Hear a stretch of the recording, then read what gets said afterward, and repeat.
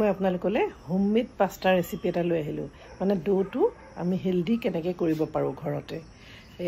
খুব ধুনীয়াকৈ ঘৰতে আপুনি এটা হেলদি পাস্তা ৰেডি কৰিব পাৰে তাৰপিছত আপুনি কুক কৰি খাব পাৰে বহুতে হয়তো বনায় কিন্তু বহুতে নাজানে বিশেষ একো দিগদাৰি নাই মই কেনেকৈ এটা ডিজাইন দি বনাই পেলাই খালোঁ ভিডিঅ'টো অকণমান দীঘল হ'ব পাৰে চাব এইখিনি পাস্তা যিখিনি মই বনাই লৈছিলোঁ আৰু এইটো কেনেকৈ বনালোঁ চাওঁ হওক আটা ল'লোঁ আধা কাপতকৈ অকণমান বেছি আৰু অকণমান ময়দা লৈছোঁ প্ৰায় 1 কাপ লৈছোঁ গোটেইখিনি মিলি আপুনি ইচ্ছা কৰিলে ময়দা দি যদি অকল বনায় তেতিয়াহ'লে কিন্তু আৰু ভাল লাগে খাবলৈ আৰু তেল দিলোঁ নিমখ দিলোঁ আৰু এটা কণী ভাঙি দিলোঁ দি পেলাই ভালকৈ সানি পেলালোঁ যদি আপোনাক প্ৰয়োজন হয় অকণমান পানী ছটিয়াই দিব আৰু নহ'লেতো এইখিনি দিয়ে সান খাই যাব চাওকচোন এনেকৈ সানি ল'লোঁ আৰু এনেকৈ লাহে লাহে ডোটো ভালকৈ মঠি ল'ব একদম ভালকৈ মঠি অকণমান সময় ৰেষ্ট দিব ঢাকি থৈ দিলেও দিব ধুনীয়াকৈ অকণমান চিজন হৈ যাব আৰু তাৰপিছত মই এনেকৈ চাওক ৰোলৰ সৰুকৈ এনেকৈ দীঘলকৈ ৰোল এটা বনাই ল'লোঁ চাওক ঠিক এনেকৈ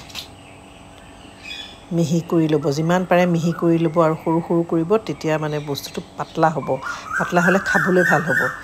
সেইকাৰণে ময়দা হ'লে মানে বেছি ভাল কিন্তু মই যিহেতু হেলদি কৰিব খুজিছোঁ মই আটা দি পেলাই বনাইছোঁ বেছিখিনি আটাই দিছোঁ ময়দা কমকৈ দিছোঁ কিন্তু কিছুমানে একেবাৰে অকল আটা বা অকল ময়দা দিও বনাব পাৰে চাওক একে সৰুকৈ মই এনেকৈ কৰি ল'লোঁ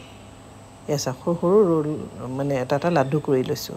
আৰু এইটো চাওক এনেকৈ পেলাই এতিয়া ফৰ্কখনত পকাই দিছোঁ কি ধুনীয়া এটা ডিজাইন হৈ গ'ল দেখিছেনে শংখটোৰ নিচিনা দেখিছে এয়া উল্টাই ল'ব ফৰ্কখন লৈ পেলাই এনেকৈ আপুনি যিকোনো চেপেই দিব পাৰে সৰুকৈ খপ দি পেলাই কাটিও ল'ব পাৰে চাওক এতিয়া মোক 1 প্লেট হৈ গ'ল মই বেছি মানুহ নহয় সেইকাৰণে মোৰ এইখিনি দিয়ে হৈ গৈছে আৰু এতিয়া মই ফিল্টাৰৰ পানী অলপ ল'লোঁ অলপমান তেল দিলোঁ অলপ নিমখ দিলোঁ দি পেলাই একজেক্টলি 8 মিনিটছ মই বইল কৰিছোঁ কিন্তু আপুনি কিমান মোটা কৰে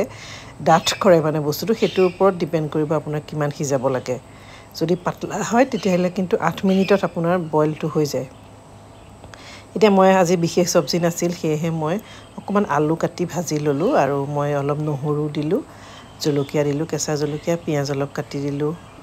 আৰু চাওক মটৰ আছিল মটৰ আৰু বিলাহী দিলোঁ মই সেইদিনাখন ডিনাৰেই কৰিছিলোঁ আচলতে এইটো বস্তু দি কাৰণ সদায় ৰুটিবিলাকনো কিমান খাব নহয় জানো আৰু আলু অকণমান দি দিলোঁ দি নিমখ দি পেলাই ধুনীয়াকৈ ভাজি ল'লোঁ আৰু